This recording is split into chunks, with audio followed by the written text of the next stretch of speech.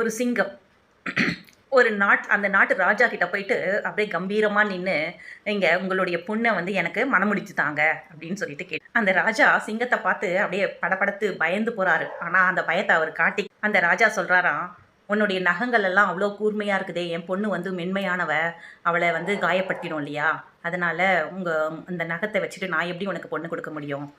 உன்னுடைய பற்கள் எல்லாம் பார்த்தீங்கன்னா அவ்வளோ கூர்மையாக இருக்குதே, அது என் பொண்ணை காயப்படுத்திடாதா, நான் எப்படி உனக்கு தருவேன் அப்படின்னு சொன்னேன். அந்த சிங்கம் என்ன பண்ணிச்சான், அது கல்லெல்லாம் போட்டு கடிச்சு அந்த பல்களெல்லாம் உடச்சிட்டு அது ரோமத்தெல்லாம் இது பண்ணிட்டு அது என்ன பண்ணிச்சான், தன்னை வந்து காயப்படுத்திட்டு அப்படியே நின்றுட்டு, இப்போ எனக்கு பல் இல்லை, நகம் இல்லை, எல்லாமே இல்லை, இப்போ நீங்கள் என் பொண்ணை கொடுங்க, உங்கள் பொண்ணை கொடுங்க அப்படின்னு சொல்லிட்டு, இப்போ இந்த ராஜா பார்த்துட்டு, உனக்கு இப்போ இவருக்கு பலமெல்லாம் போயிடுச்சு அப்படின்னு சொல்லிட்டு ஒரு அந்த பயம் போயிடுச்சு அவருக்கு, அதுக்கு பலம் போயிடுச்சுன்னு சொல்லிட்டு ஒரு கல் எடுத்து பயங்கரமாக அடித்து அதை உடச்சி துரத்துறாராம். உனக்கெல்லாம் வந்து என் பொண்ணு கேட்குதா அப்படின்னு சொல்லிட்டு அடித்து துரத்தி விட்டா.